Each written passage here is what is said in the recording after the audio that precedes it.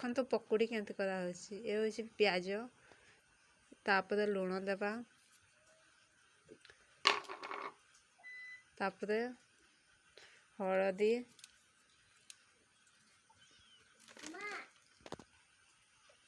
ତାପରେ ସବୁ ଜିନିଷକୁ ଗୁଡ଼େଇ ଦେବା।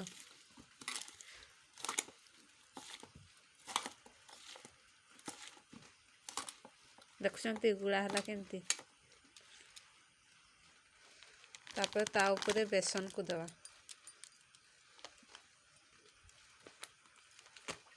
ବେସନ ଦେଇ ସାରିଲା ପରେ ଗୁଡ଼େଇ ଦେବା।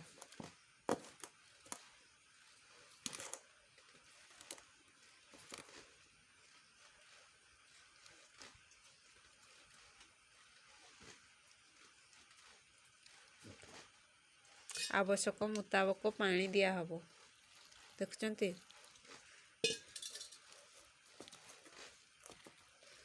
ଗୁଡ଼େଇ ଦେବେ। ଆଉ କିଛି ପାଣି ଦରକାର।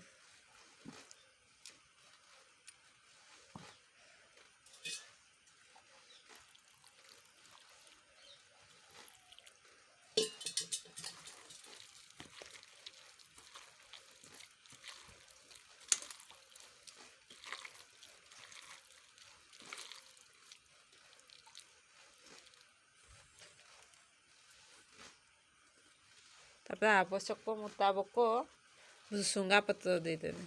ଦେହ ପାଇଁ ବହୁତ ଭଲ। ତାକୁ ବି ଦେଇକିରି ଗୁଡ଼େଇ ଦେବେ ହେଲା। ସବୁ ଜିନିଷକୁ ମିଶେଇକିରି ପକୁଡ଼ି କରାହବ। ଦେଖୁଛନ୍ତି କେମିତି ମିକ୍ସ କରାହେଉଛି।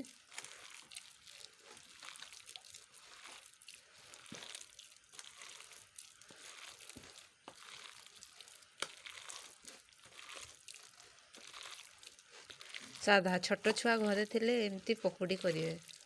ଲଙ୍କା ଦେବେନି ଜମାରୁ। ଲଙ୍କା ଦେଲେ ଝାଲ ଲାଗିବ, ଛୁଆ ଖାଇପାରିବନି।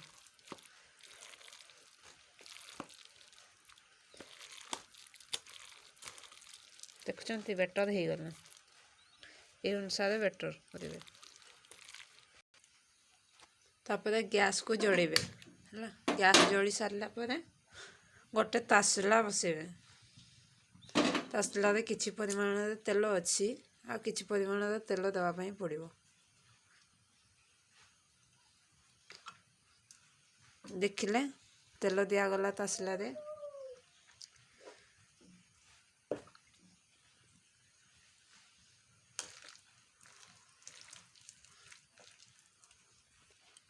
ଦେଖୁଛନ୍ତି ତେଲ ପୁରା ହିଟ୍ରେ ଗରମ ହେଇଗଲା ହେଲା। ତାପରେ ଦେଖୁଛନ୍ତି କେମିତି ଦଉ ଦଉକା ପୁରା ସୁନ୍ଦର ସେ ଫୁଲି ଯାଉଛି।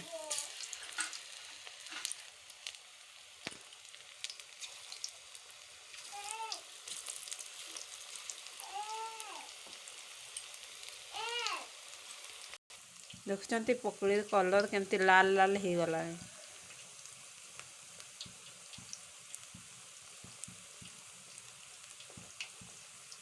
ଗୋଟେ ସାଇଡ୍ ଲାଲ ହେଲା ପରେ ଆର ସାଇଡ୍କୁ ଉଲ୍ଟେଇ ଦେବେ ହେଲା। ଦେଖନ୍ତୁ କେତେ ସୁନ୍ଦର ହେଇଛି ଦେଖନ୍ତୁ।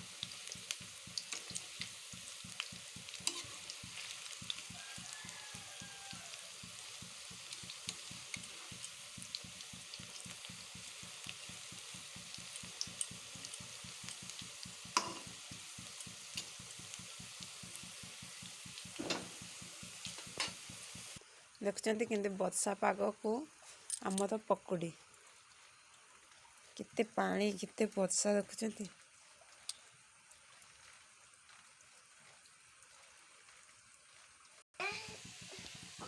ଦେଖନ୍ତୁ କେମିତି କଲର୍ ହେଇଗଲା। ୟାକୁ ଏଇନା କାଢ଼ିଦେବା।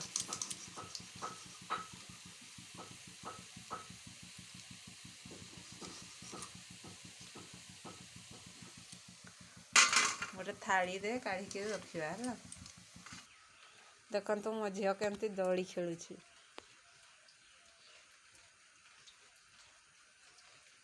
ଆୟ ଖାଇବୁ ଆୟ। ଦେଖନ୍ତୁ ମୋ ଝିଅ କେମିତି ଖାଇକି ଟେଷ୍ଟି କହୁଛି। ଭଲ ଲାଗୁଛି ନା?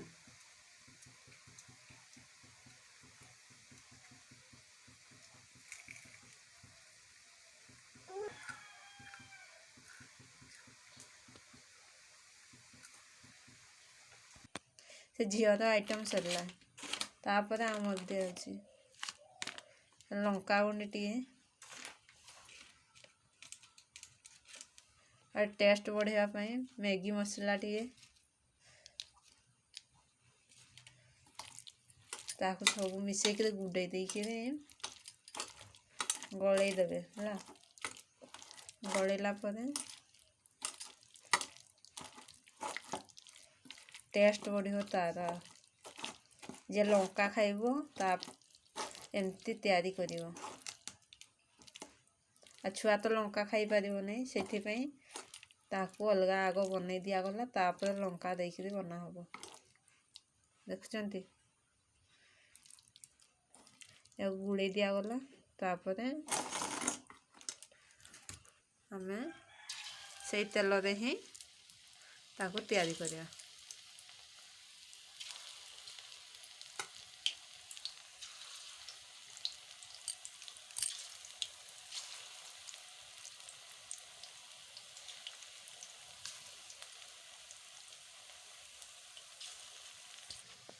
ये हो गला या को इना काढ़िया पड़ो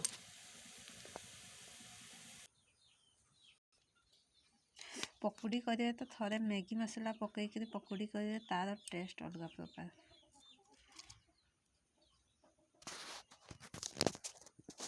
खावा मस्त